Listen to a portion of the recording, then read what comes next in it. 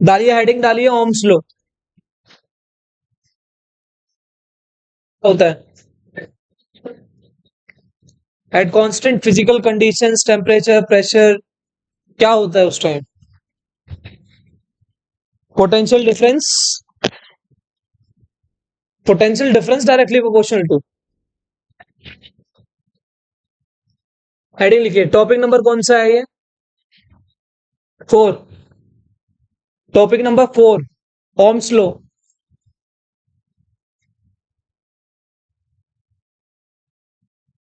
एक बार क्लास का रिकैप देखो। लास्ट क्लास में आप लोगों को वीडी कराया गया। फर्स्ट क्लास में क्या कराया था? Q by T. Next VD क्या कराया था? Q E tau by M. Done.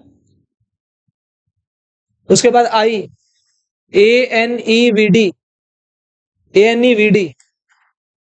और मोबिलिटी का फॉर्मूला क्या निकला था? V D by E. इसमें से ई हटा दो, क्या बन गया? Q tau by M. ये आ गया। सही है। तो अभी तक ये चैप्टर हुआ है। सबसे ज्यादा मैंने फोकस किस फॉर्मूले पे किया? आई और वीडी के फॉर्मूले पे। ऐसा ही किया। अब मुझे ओम्स लॉ पढ़ना है, लिखो साथ साथ। एट कांस्टेंट फिजिकल कंडीशंस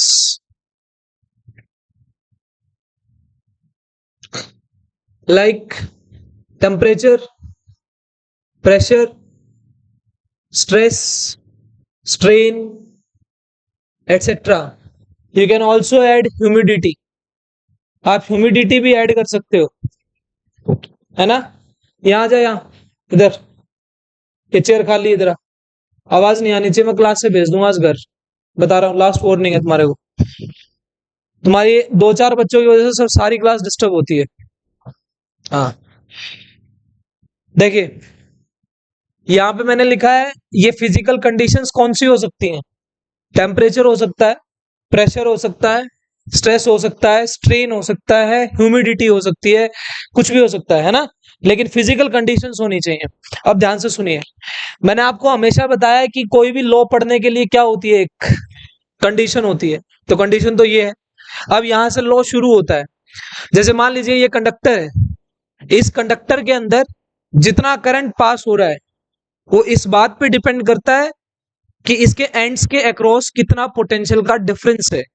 जैसे मान लीजिए ये एंड 10 वोल्ट पे, ये 15 पे है, कितना डिफरेंस हुआ? 5 का। ये 20 पे है, ये 30 पे, कितना हुआ? तो पोटेंशियल डिफरेंस पे डिपेंड करता है कि इसमें से करंट कितना पास होगा। तो क्या लिखेंगे? Eight constant physical condition, current passing through, current passing through a conductor is directly proportional. कौन? करंट। करंट क्या है? डायरेक्टली प्रोपोर्शनल है किसके? Potential difference. देखो ध्यान से, पोटेंशियल डिफरेंस के लिए वर्डिंग यूज होती है अक्रॉस। क्या यूज होती है? अक्रॉस। पोटेंशियल डिफरेंस अक्रॉस किसके? Potential difference across ends of the conductor, ends of the conductor, right? बेटा आपका लो ना ये है, ये आपका लो है। अगर आप इसको मैथमेटिकली लिखना चाह रहे हो तो क्या आएगा? I directly proportional to V. लिखा है ना? Current is directly proportional to potential difference. आप क्या करते हो? इसके सामने लिखिए कॉन्सेप्चुअली। अगर आप कॉन्सेप्चुअली देखोगे तो आपको ये सही मिलेगा। रीजन, करंट पोटेंशियल डिफरेंस पे डिपेंड कर रहा है, पोटेंशियल डिफरेंस करंट पे डिपेंड नहीं करता। अगर आप मैथ्स में देखोगे, A directly proportional to B और B directly proportional to A, maths में ये दोनों एक होते हैं, मैथ्स में ये दोनों चीजें एक होती हैं। लेकिन जब जब कॉन्सेप्ट्स लगाने की बात आती है ये दोनों सेम नहीं है। तो बहुत सारी गलतियां करते हैं यहाँ लोग। ऐसे कहते हैं कि I directly proportional to V, क्या मैं इसको V directly proportional to I लिख सकता हूं? आप लिख सकते हो मैथमेटिकली, लेकिन कॉन्सेप्चुअली नहीं लिख सकते। तो आप ऐसे लिख दो इसके सामने, ये क्या है कि मैथमेटिकली तो ठीक है लेकिन कॉन्सेप्चुअली ठीक नहीं। सही है। प्रोपोर्शनलिटी हटाइए, क्या आएगा? आर इंटू आई। बोलो आर का नाम क्या है? रेजिस्टेंस। क्या होता है रेजिस्टेंस?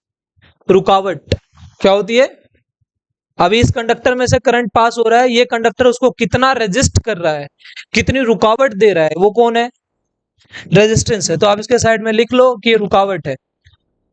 देखो ध्यान से, यहाँ पे नई चीज सीखने की क्या है, शायद मैंने कुछ बच्चों को पहले भी बताया है। ये देखो, आपकी अप्रोच बनी हुई है कि V equals to I R का फॉर्मूला इससे आएगा। क्या इससे नहीं आ सकता? आ सकता है। क्या बताया था? I इक्वल्स टू कॉन्स्टेंट लाना है 1/r, V/r। तो यानी कि 1/r कॉन्स्टेंट आ गया और इनटू V ऐसे का ऐसे। क्या अगर R एक कांस्टेंट है तो 1/r कांस्टेंट नहीं है? 1/r भी तो कांस्टेंट है, तो सिर्फ नजरिया बदला है, आप इसको ऐसे भी देख सकते हो। सो 1/r इंटू V कितना आएगा? V equals to I R. आप ऐसे भी ला सकते हो। ये क्या होता है? Ohm's law. उतारो जल्दी फटाफट इसको।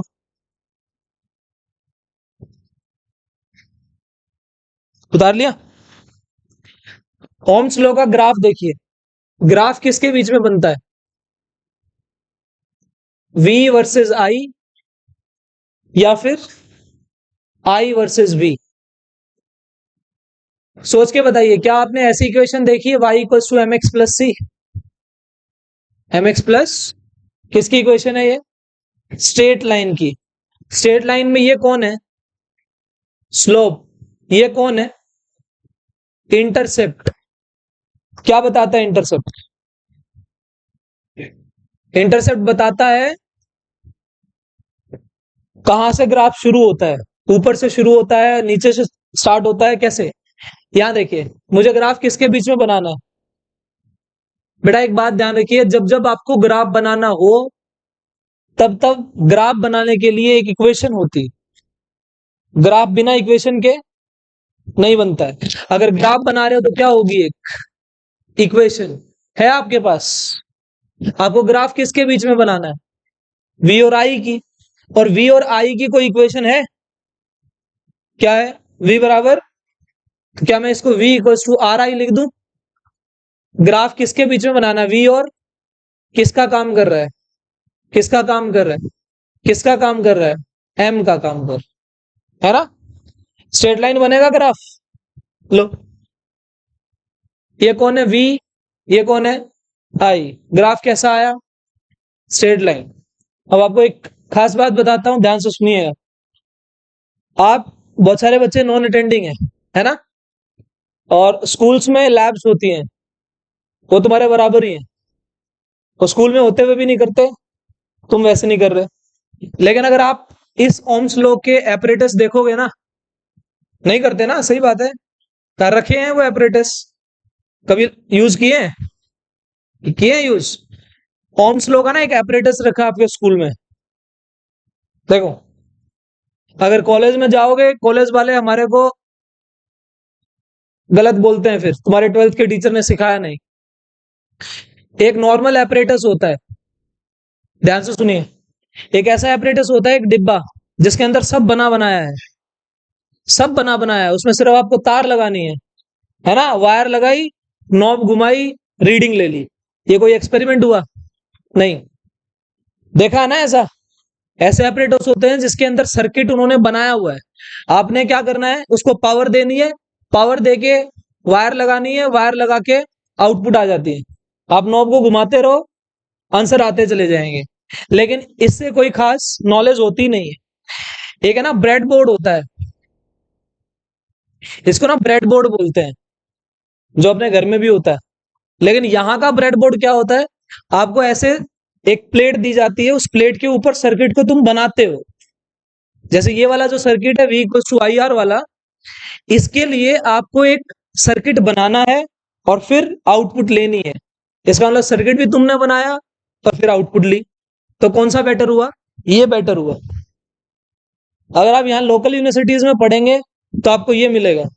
आप आईआईटीज में, डीयू में या किसी और रेप्यूटेड इंस्टीट्यूट में जाओगे तो आपका टीचर आपको बोलेगा ये पकड़ सारी चीजें और ब्रेड बोर्ड पे अपना सर्किट बना, और सर्किट बनाने के बाद अपनी आउटपुट लो। तो सर्किट की नॉलेज होनी बहुत जरूरी है। जो जिनके पास नॉन मेडिकल है ध्यान रखिए, बीटेक के फर्स्ट ईयर में सब करना पड़ेगा। बीटेक सबकी फर्स्ट ईयर की कॉमन होती है। यहाँ दूसरी चीज, अगर आप इस एपरेटस से रीडिंग लोगे ना, ये वाली, इसमें क्या करते हैं, वोल्टेज बढ़ाते जाओ, करंट की रीडिंग लेता है, वोल्टेज बढ़ाते जाओ, करंट की रीडिंग लेते जाओ। आपको ये वाला ग्राफ कभी भी स्ट्रेट लाइन नहीं मिलेगा। मैंने बनाया स्ट्रेट लाइन, ये स्ट्रेट लाइन होता ही नहीं।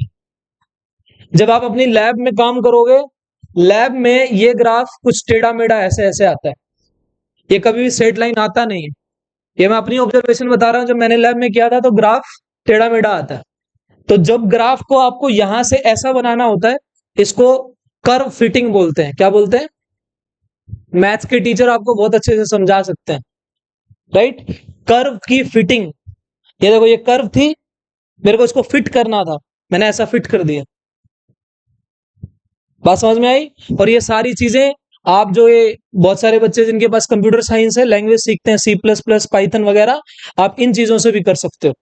आपका पूरा डिफरेंशिएशन, पूरा इंटीग्रेशन इन सॉफ्टवेयर से हो जाता है, लैंग्वेज से हो जाता है। आज आप बहुत सारी लंबी लंबी इक्वेशन देखते हैं, डिफरेंशियल इक्वेशन मैथ्स में आपको सोल्व करनी होती है।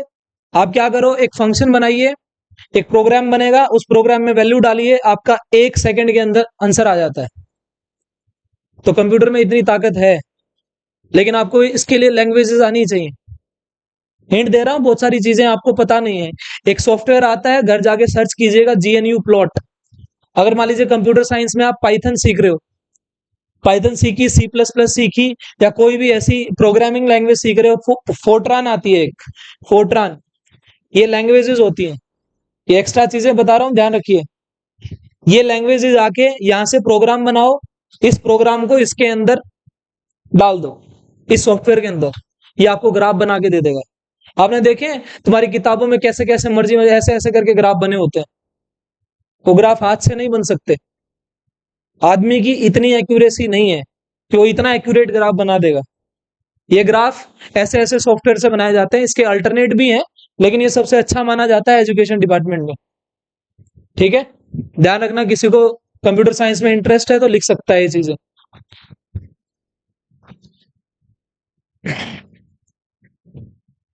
देखो इधर, अब वापिस आओ बेटा, क्या फैक्ट बताया इधर? क्या ये स्ट्रेट लाइन होता है? ये स्ट्रेट लाइन नहीं होता है, लेकिन क्या किताबों में अप्रोक्सीमेट करके चीजें बनाई जाती हैं, इसलिए स्ट्रेट लाइन आता है। इसकी स्लोप क्या आ रही है इधर? Slope are. स्लोप कैसे निकलती है? स्लोप क्या आती है? tan theta. बोलो थीटा कहां होता है? हॉरिजॉन्टल के साथ एंटी क्लॉकवाइज डायरेक्शन में। लो डाल दिया, ये थीटा है। अगर मेरे को tan थीटा निकालना है, कोई भी टिग्नोमेट्रिक रेशो निकालनी है, तो ट्रायंगल बनानी पड़ेगी। क्या बनानी पड़ेगी? ये लो, ये ट्रायंगल बना दी। ये वाली कौन सी साइड है? V। ये कौन है? तो ये I है, ये V है। Perpendicular by base, V/I। देखा है इसको कहीं? V/I निकालो, वहां से R आ रहा है, तो ये क्या आ गया? R आ गया। तो मुझे VI ग्राफ की स्लोप क्या देती है? R देती। क्लियर है बात? सही। यहां आइए, कौन कौन एब्सेंट है तुम्हारे यहाँ आसपास में? हर्षित है, और एक वो भूमिका आता है। यहाँ आइए, आवाज नहीं भाई। अभी I वर्सेस V का ग्राफ बना के दिखाओ। चलो, I वर्सेस V क्या बनेगा बेटा? ये देखा करो, I वर्सेस V बनाना है तो I क्या आएगा? Y। ये कौन? X। आपके पास फॉर्मूला क्या है? V बराबर IR। अगर आपको Y किसको बनाना है? आई को, तो आई को सेपरेट करो। क्या I equals to 1/r into V आ गया? क्या ये दोबारा वाई का काम कर रहा है? ये एक्स का काम कर रहा है। ये किसका काम कर रहा है? स्लोप है। तो स्ट्रेट लाइन की equation y equals to M X. कैसा ग्राफ बनेगा? Straight line. स्लोप क्या आएगी? r नहीं आएगी, क्या आएगी? हाँ, तो स्लोप ये आ गया 1/r। ध्यान से देखिए, अगर मान लीजिए मैं आपको क्वेश्चन देता हूं, यहां पे क्वेश्चन क्या बनते हैं? अच्छा, एक बार थोड़ा सा इसके बारे में चर्चा करते हैं। इसके बारे में पेन कॉपी छोड़ के एक बार सुनिए इसके बारे में। रेजिस्टेंस क्या होती है? रुकावट। मान लीजिए ये आपका कंडक्टर है, इसमें इलेक्ट्रॉन्स इस एंड से इस एंड पे जा रहे हैं। क्या एक इलेक्ट्रॉन जा रहा है कि हजारों जा रहे हैं? बहुत सारे जा रहे हैं। जब ये इलेक्ट्रॉन एक एंड से दूसरे एंड पे जाएंगे तो कोलाइड करेंगे कि नहीं करेंगे? कोलाइड करेंगे। क्या उस कोलिजन की वजह से तो रुकावट पैदा होगी? इनकी मूवमेंट में रुकावट कहां से आई? कोलिजन की वजह से। तो कोई आपसे पूछता है कि रेजिस्टेंस का कोज क्या है, क्या बोलोगे? कोलिजन, उनका आपस में टकराना। अब अगर मैं इस कंडक्टर का टेम्परेचर बढ़ा दूं, क्या होगा? क्या कोलिजन बढ़ते हैं? कोलिजन जल्दी जल्दी होंगे, ज्यादा भी होंगे, तो रेजिस्टेंस बढ़ेगा घटेगा? बढ़ेगा। तो एक बात तो समझ में आ रही है कि रेजिस्टेंस टेम्परेचर के डायरेक्टली प्रोपोर्शनल। आप टेम्परेचर बढ़ाओगे, मैं किसकी बात कर रहा हूं? कंडक्टर्स की। ध्यान रखना ये चीज, मैंने अभी किसी और मटेरियल की बात नहीं की है। रेजिस्टेंस कंडक्टर का टेम्परेचर के साथ बढ़ता है। टेम्परेचर बढ़ाओ, रेजिस्टेंस भी बढ़ेगा। तो यहां पे दो सवाल पूछे जाते हैं आपसे। ये ले, मान लीजिए ये V वर्सेस I है, दो ग्राफ बनाए। कहता है ये पहला A मटेरियल है, दूसरा B मटेरियल। बताओ किसका रेजिस्टेंस ज्यादा? स्लोप किसकी ज्यादा? एक ही, जिसकी स्लोप ज्यादा उसका, क्योंकि किसके बीच का ग्राफ है। फिर रिपीट कर रहा हूं, जिसको समझ में नहीं आया, एग्जाम में बैठते ही सबसे पहला ध्यान यहां जाना चाहिए कि V वर्सेस I का है कि I वर्सेस V का है। राइट, V वर्सेस I की स्लोप R देती है, स्लोप किसकी ज्यादा? तो रेजिस्टेंस भी किसका ज्यादा? A का। इसका मतलब क्या, यहां से RA RB से ज्यादा आ गया कि नहीं आ गया? एक बात डन। अगर मैं आपसे पूछूं, बताओ टेम्परेचर किसका ज्यादा? ऑब्वियसली A का ज्यादा। रेजिस्टेंस तभी ज्यादा आया होगा जब उसका क्या ज्यादा होगा? तो इसका टेम्परेचर भी A का ज्यादा। रिजल्ट आ गए। अगर मान लीजिए यही सेम ग्राफ किसमें बनाया होता? I वर्सेस V में, बोलो क्या स्ट्रेट लाइन आता? आता तो स्ट्रेट लाइन ही। ये A है, ये B है। बताइए अब, अभी स्लोप किसकी ज्यादा? A की। स्लोप होती क्या है? तो इसका मतलब 1/RA ज्यादा 1/RB से। पर मेरे को R के बारे में पता करना है कि 1/R के बारे में पता करना। पलटे इनको, कितना? RA RB। तो मुझे पता लग गया रेजिस्टेंस किसका ज्यादा। आंसर निकालने के बाद क्या उसको पलटना भी है? वो यहां है, उसमें डायरेक्ट आ रहा है। यहां क्या आएगा? टेम्परेचर A का टेम्परेचर B से समान। क्लियर है बात? तो आपके ओम्स लॉ से ग्राफ जो पूछे जाएंगे वो ऐसे पूछे जाएंगे। एक दूसरा टाइप, यहां पे वैल्यूज दे देगा। जैसे मान लीजिए यहां लिख देगा 10 5 4 3 2 1, कुछ भी लिख देगा और बोलेगा बताइए रेजिस्टेंस कितना है। पूछ सकता है ना? तो वहां पे आपको स्लोप निकालनी पड़ेगी। अच्छा बताओ, इस लाइन पे ध्यान से सुनना, इस लाइन पे स्लोप यहां ज्यादा कि यहां ज्यादा कि यहां ज्यादा? सेम है। तो अगर मैं यहां पे एक ग्राफ अगर तुम्हारे सामने बनाता इलस्ट्रेशन के लिए, देखो ध्यान से। मान लीजिए 1 पॉइंट 2 पॉइंट 3 पॉइंट यहां पे वैल्यूज दी हैं। जैसे मान लीजिए 1 2 3 है, ये 2 4 6 है। ऐसा ग्राफ आता और यहां लिखता ये V और ये I, पर बोलता R निकालो। तो क्या करते? किसी से भी निकाल देते, आंसर सेम ही आता है ना। तो यहां पे क्या है, यहां इस वाली ट्रायंगल से निकाल लो, यानी कि ये बाय में ये कर दो, या ये बाय में ये कर दो, या ये बाय में ये कर दो। मतलब या तो ये ट्रायंगल ले लो या फिर ये ट्रायंगल ले लो, या फिर ये ट्रायंगल ले लो, बात एक ही। परपेंडिकुलर बाय बेस करना। जल्दी उतारो इसको फटाफट। जिसने उतार लिया है हेडिंग डाल लो deduction of Ohm's law. Road map में देखो ऐसा ही है ना। रोड मैप में टॉपिक नंबर 4 क्या है? रोड मैप में टॉपिक नंबर 4 है ओम्स लॉ, और उसके पॉइंट्स हैं डिडक्शन ऑफ ओम्स लॉ और microscopic form of Ohm's law, vector form. Kunal समझ में आ रहा है?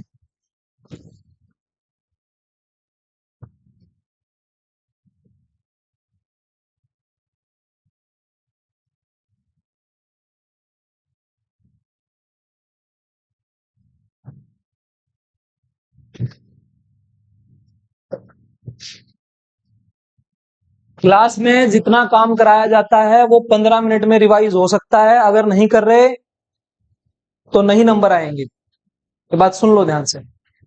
रिवीजन इज द बेस्ट की। जो बार बार रिवीजन करेगा उसका रिजल्ट आएगा, और जिसको समझ में नहीं आता ना एक बारी में, वो 4 बार पढ़ेगा तो आएगा उसको। कैसे नहीं आएगा? आप एक सवाल को 4 बार पढ़ के देखिए, चारों बार अलग मीनिंग निकलते हैं, चारों बार अलग मीनिंग निकलते हैं। सुबह वाले बैच में भी यही समझा रहा था और तुम्हें भी समझा रहा हूं। बहुत सारे बच्चे सीधी कॉपी यहां खोलते हैं आके, आज पढ़ के चले गए, अगले दिन यही कॉपी आके खुलती है। नहीं आएगा भाई सब्जेक्ट, फिर बाद में हमारे ऊपर ठेकरे फोड़ते हो, टीचर का समझ में नहीं आया। किसी का भी समझ में आ सकता है अगर घर जाके पढ़ोगे, बता रहा हूं मैं तो। Next, deduction of Ohm's law. हाँ जी, लिख लिया।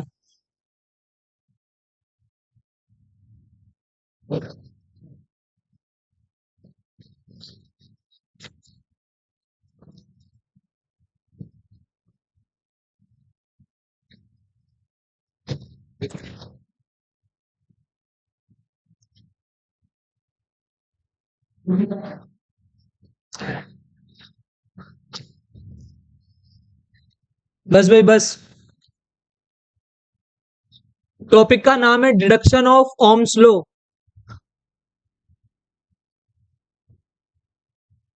देखो, अभी तक डेरिवेशन कितनी आई है कोई बताएगा? वीडी की, VD to Q E tau by M. I की एन ई वीडी, ये दो ही आई है ना मेन। उसके बाद तीसरी आ रही है ये। मैंने आपको स्टेटमेंट दी थी, आपको कोई भी डेरिवेशन करनी है आपको इन दोनों रिजल्ट का यूज करना है जो मैंने अभी लिखे थे। कौन कौन से? चलो, मुझे ओम्स लॉ का डिडक्शन करना है। What do mean by deduction? देखो, आपने कभी देखा है स्टेटमेंट में, क्वेश्चन की स्टेटमेंट में डिड्यूस लिखा होता है, डिड्यूस, हेंस फाइंड आउट। ऐसी स्टेटमेंट देखी है कभी? पूरा क्वेश्चन हुआ उसके बाद लिखा हेंस फाइंड आउट दिस या डिड्यूस।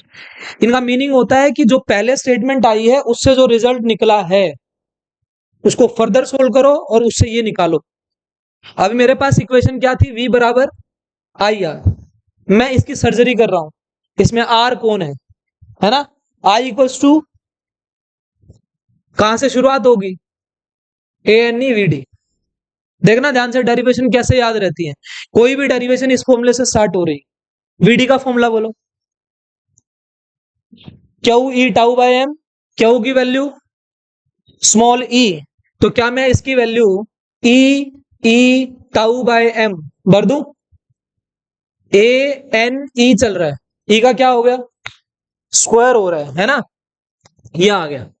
भाई मुझे ये बताइए, अगर मेरे को ऐसी ऐसी फॉर्मेट बनानी हो, आपको क्या चाहिए?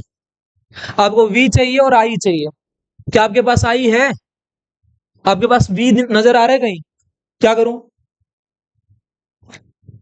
कल बताया था, ई को क्या भरने की आदत बना लो, वी बाय एल बन जाएगा। भरना क्या आएगा? A N E square V tau by M L. अगर मैं इस v को पीछे लिख दूं ऐसे, ये क्या है? आई। देख लो ध्यान से, क्या इसमें अगर मैं v निकालना चाहूं तो क्या आएगा? आई एक साइड, ये सब पलट जाएगा, ये वाला ये पलटेगा, क्या आएगा? M L by A N E square tau. तो यार क्या तुम इस इक्वेशन को इसके साथ कंपेयर नहीं कर सकते? करो। आर की वैल्यू ये बन गई ना, कंपेयर दिस विद दिस।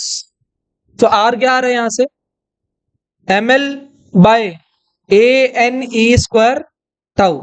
अब 10वीं क्लास याद करो, क्या आपका टीचर लिखता था बेटा R directly proportional to L, R inversely proportional to A, और फिर कहता था कि आर का फॉर्मूला आ गया रो इंटू एल बाय ए। ये 10वीं क्लास में इलेक्ट्रिसिटी वाले चैप्टर में ऐसा होता था। ध्यान से देखिए, आपको क्या लिखा, आर डायरेक्टली प्रोपोर्शनल टू, कहां से आया, यहां से। देख लो, क्या इस फॉर्मूले में आर एल के डायरेक्टली आ रहा है? क्या इस फॉर्मूले में आर ए के इनवर्सली आ रहा है? क्या एन और टाउ के इनवर्सली आ रहा है? This one.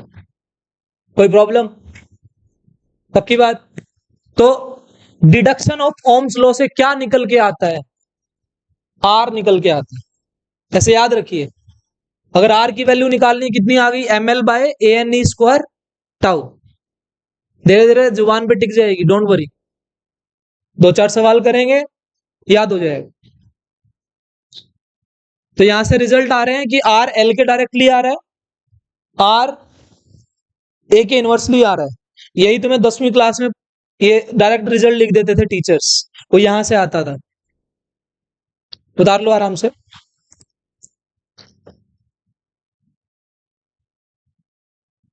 बहुत बेसिक काम चल रहा है चैप्टर का। इस वीक में ये चैप्टर कंप्लीट हो जाएगा भाई, by Sunday. Hook and crook, चाहे 1.5 घंटे की क्लास लेनी पड़े संडे को, मैं लूंगा। हाँ जी, संडे को क्लास है, मैं पहले बता चुका हूँ, डे 1।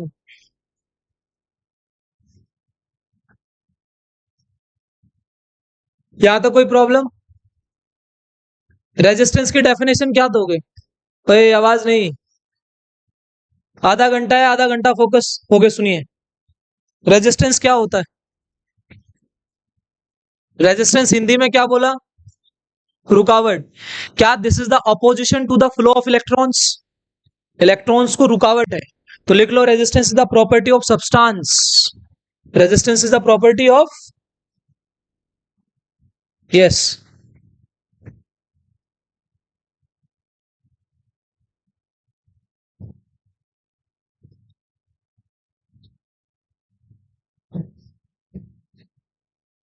लो जी, तो रेजिस्टेंस की हमारे को डेफिनेशन मिल रही है, property of substance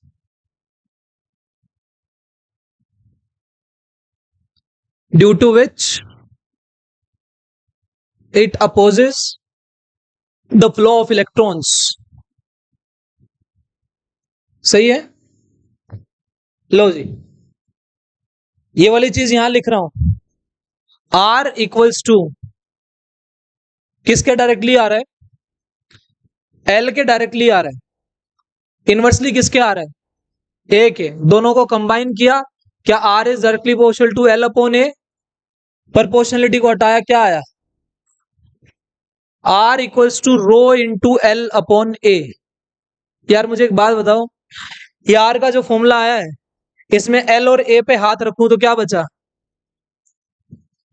M by N E square बचा।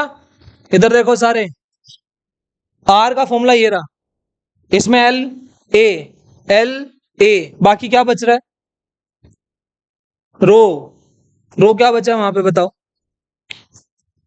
तो हियर रो कौन है? M by N E square tau. What is rho here? Resistivity. Resistivity क्या होता है? Property of material. ध्यान देना इन दोनों वर्ड्स पे, प्रॉपर्टी ऑफ मटेरियल। जैसे मान लीजिए मैंने 2 वायर ली, 2 वायर मैंने एक कॉपर की ले ली, एक सिल्वर की ले ली, तो दोनों की क्या अलग है? रेजिस्टिविटी, क्योंकि मटेरियल बदल गया। अगर मान लीजिए मैं कहूं कि 2 वायर ली, दोनों की दोनों कॉपर की हैं, दोनों का क्या सेम? मटेरियल सेम, तो क्या सेम? तो इसके ब्रैकेट में लिख लो प्रॉपर्टी ऑफ मटेरियल।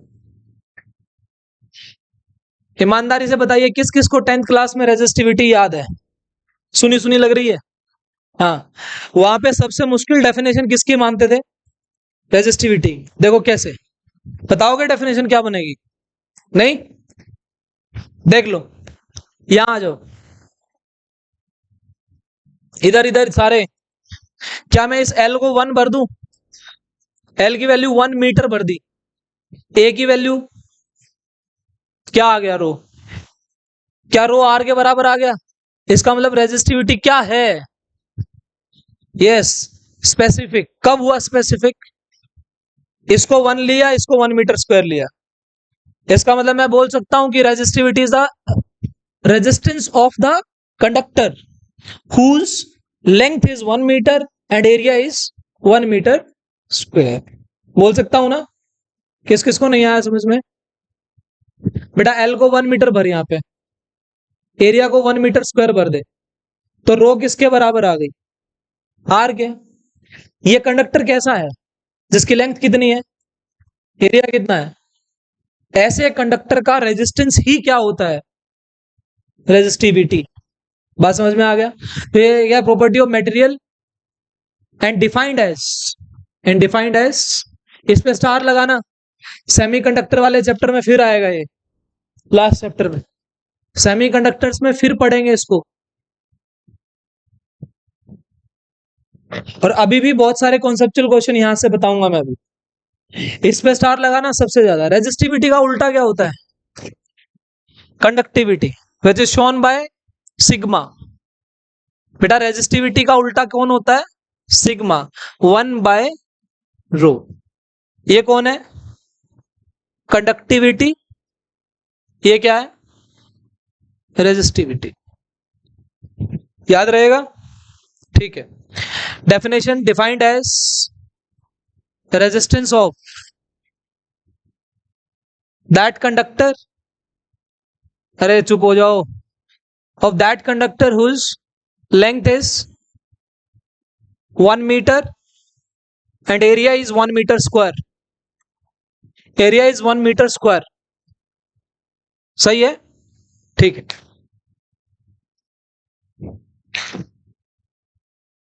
इस पे फोकस करना बेटा, मटेरियल पे। बहुत सारे बच्चे डेफिनेशन याद नहीं रखते, क्वेश्चन गलत हो जाते हैं। जैसे मान लीजिए मैंने कहा एक कॉपर वायर है, मैंने उसको डबल कर दिया, उसकी लेंथ को डबल कर दिया, तो बताइए रेजिस्टिविटी पे क्या असर होगा?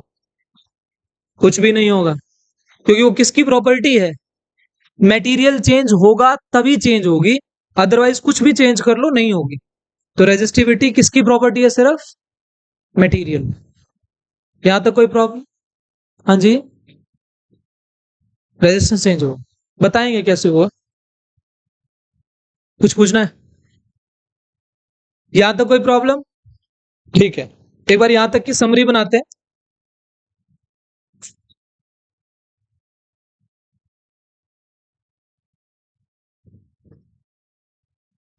मैंने आपको इलेक्ट्रोस्टैटिक्स पढ़ाते हुए भी बताया था, यूनिट नंबर 1 होने के बाद मेरी स्पीड थोड़ी सी बढ़ेगी, क्योंकि इस टाइम पे मैं ये मानता हूं कि तुम मैनेज कर सकते हो, राइट? और आपको मैनेज करना पड़ेगा। अगर आप कोई भी कॉम्पिटिटिव एग्जाम टारगेट कर रहे हो तो आपको 11th भी रिवाइज करनी है और मेरे को ही करानी है। तो टाइमली सारी चीजें होंगी तो ही फायदा है। लेकिन मैं इतना भी स्पीड अप नहीं हूं कि आपको समझ में ना आए। आपको ऐसा लग रहा है इलेक्ट्रोस्टैटिक्स पढ़ने के बाद ये चीजें अब आपकी जुबान पे टिक गई हैं। इलेक्ट्रोडायनेमिक्स के साथ आप इतना हैबिचुअल हो चुके हो, आपको चीजें टर्म्स डिफरेंट नहीं लग रही है अब। जब स्टार्टिंग में 12th क्लास में आते हैं तो इलेक्ट्रोडायनेमिक्स थोड़ी सी टफ लगती है, पर मैं आपको बताता हूं पूरी पूरी फिजिक्स में electrodynamics is the only branch जो सबसे टफ होती है, राइट? लेकिन 12th क्लास की इतनी टफ नहीं। 12th क्लास में इतना टफनेस नहीं आता जितना हायर क्लासेस में आता है। देखिए अब मुझे फॉर्मूले बता दो सारे अभी तक। आई इक्वल्स टू और D Q by delta Q by, पहला फॉर्मूला, पहली क्लास इस पे चली। उसके बाद क्या वीडी निकाली? Q E tau by M. हाँ भाई गौरव बता, इसकी डेफिनेशन क्या थी? ड्रिफ्ट वेलोसिटी की एवरेज। यस, क्या है ये? एवरेज यूनिफॉर्म वेलोसिटी, ऐसा था। क्यू की वैल्यू क्या थी? ई। ई को क्या भर सकते हो? वी बाई एल भी भर सकते हो। नया फॉर्मूला बन जाएगा, आई बोलो, ए एन ई वी डी। ये आया था। यहां से सबसे इंपॉर्टेंट रिजल्ट आया था कि वी डी किसके इनवर्सली है? एरिया के। Only when current is steady, current is constant. समझ में आया? 3। ये क्लास थी। आज की क्लास में क्या हुआ अभी तक? आर निकाला, बोलो क्या? M L by A N E square tau, ये आर निकला था। रो बोलो कितना आया? क्या यार, मार्कर सारे खत्म हो गए, इंक डाल दे इसमें यार। रो एल और ए हटा दो बस इसमें से। M by N E square tau. क्या मैंने इस पे स्टार लगाया? अगर आप यहां से सिग्मा निकालना चाहते हो तो क्या इसको पलट देंगे? सिग्मा रेजिस्टिविटी का क्या होता है? उल्टा होता है। कितना आया? N E square tau by M. ठीक है, अभी 15 मिनट बचे हैं। इस 15 मिनट में मैं आपको सिर्फ ये वाला फॉर्मूला एलोबरेट कर रहा हूं। इससे क्या क्वेश्चन बनते हैं? बहुत ज्यादा कॉन्सेप्चुअल है और सेम चीज सेमीकंडक्टर में आएगी। तो ये थोड़ा सा गोला बना के समरी लिख लो यहां तक, और उसके बाद इस फॉर्मूले को लिखो, हेडिंग डाल लो उसकी हैशटैग में।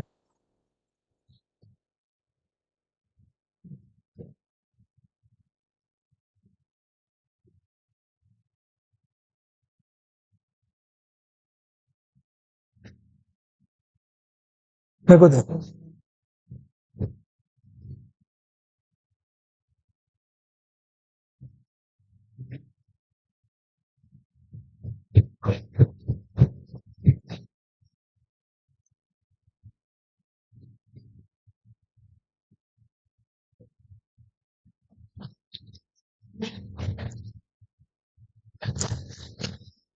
जल्दी दे दे, बाकियों में डाल दे तब तक।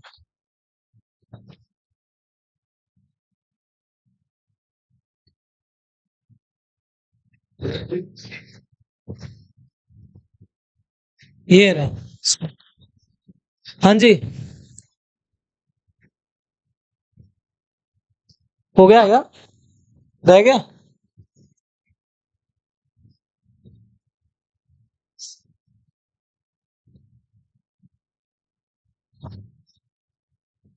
देखो, अगर मैं आज की क्लास में सबसे ज्यादा इंपॉर्टेंस किसी को दे रहा हूं तो सिर्फ इस टॉपिक को दे रहा हूं।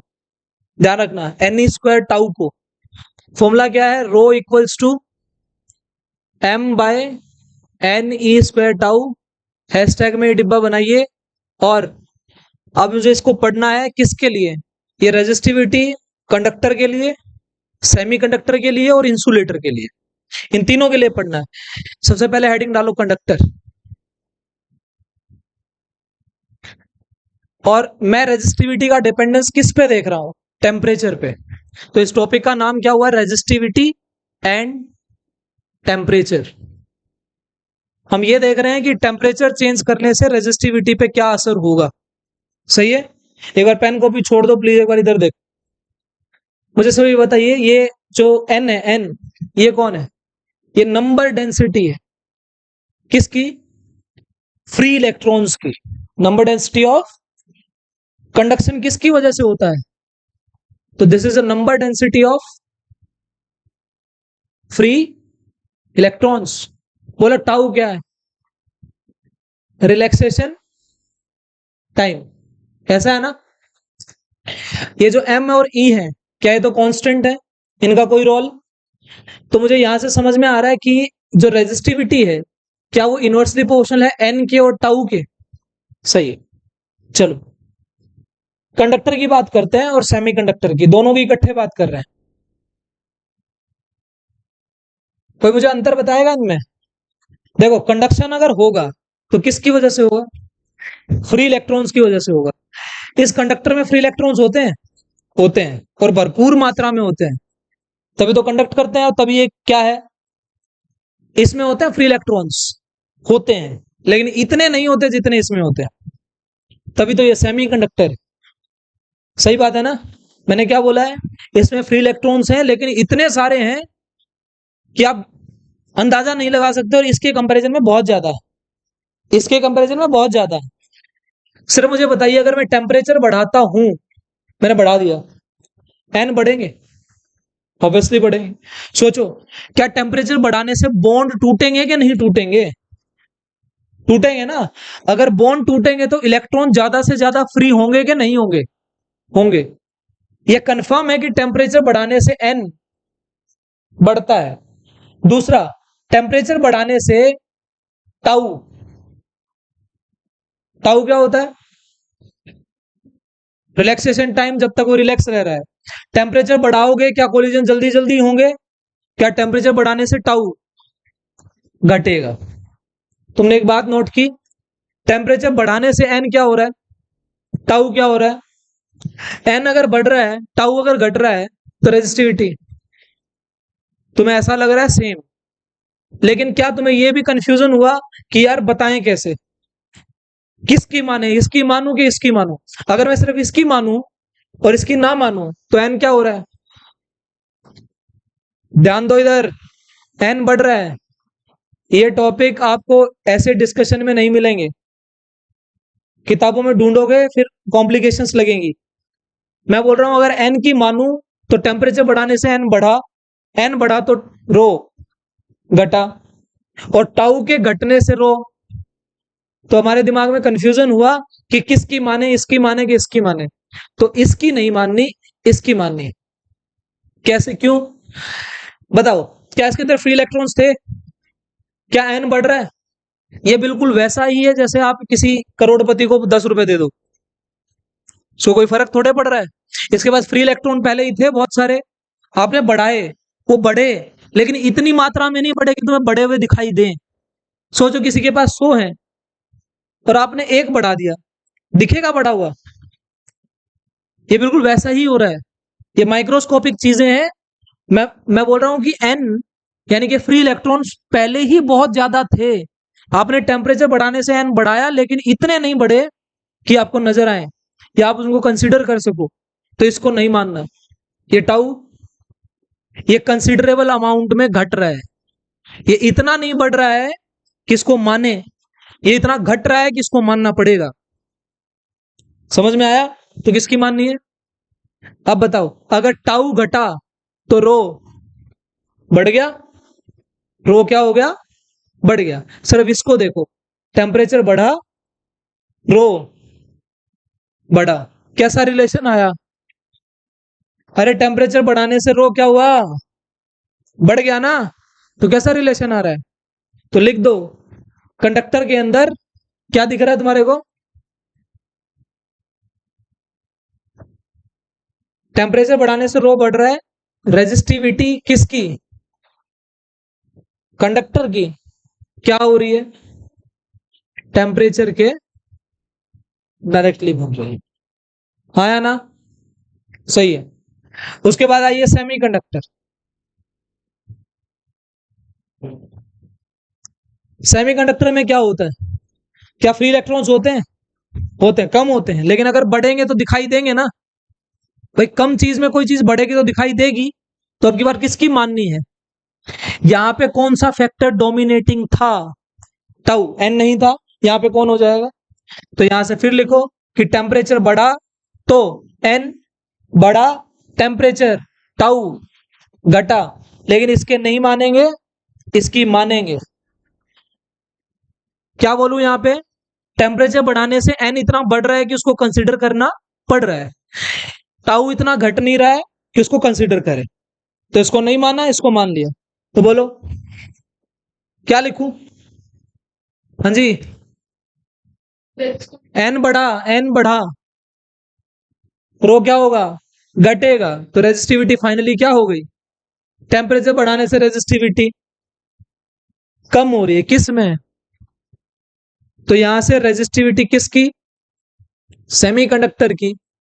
इनवर्सली होती है किसके? टेम्परेचर के।